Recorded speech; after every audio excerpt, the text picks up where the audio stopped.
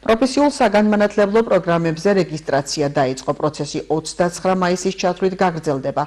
მსურველებს შესაძლებლობა აქვთ რეგისტრაცია გაიარონ როგორც ონლაინ ვებგვერდზე, ასევე საქართველოს მასშტაბით მოქმედ პროფესიული საგანმანათლებლო პროგრამების განმახორციელებელ დაწესებულებებში. 2026 წელს მთელი საქართველოს მასშტაბით საჯარო და კერძო პროფესიული დაწესებულებები პროფესიულ სტუდენტებს მრავალფეროვან საგანმანათლებლო პროგრამებზე მიიღებენ. პროფესიული განათლების მიმართულება სახელმწიფოსთვის, ხელისუფლებისთვის ერთ-ერთი გამორჩეული პრიორიტეტია. რამე თუ ის პირდაპირ უკავშირდება ქვეყნის ეკონომიკურ გაძლიერებას, ჩვენი მოქალაქეების დასაქმების შესაძლებლობას.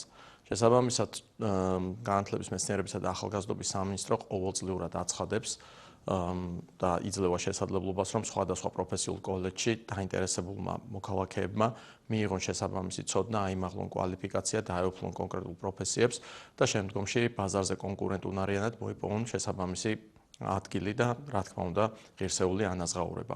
დღეიდან დაწყებული 29 მაისის ჩათვლით ჩვენ ვაცხადებთ ღია კონკურსს ნებისმიერი დაინტერესებული მოქალაქისთვის, რომელიც ონლაინ რეგისტრაციის კონტექსტში განხორციელდება და ამ კონკურსის შედეგად შერჩეული ადამიანები უკვე სექტემბრიდან ჩაერთვებიან ქვეყნის მასშტაბით 50-ზე მეტ პროფესიულ კოლეჯში, 200-ზე მეტი მიმართულებით სასწავლო პროცესში, რაც შესაძლებელს გახდის, რომ ათასობით ჩვენმა მოქალაქემ მიიღოს შესაძლებლობა, რომ სახელმწიფოსგან სრული დაფინანსებით აიმაღლოს კვალიფიკაცია და დაეუფლოს მისთვის სასურველ პროფესიას.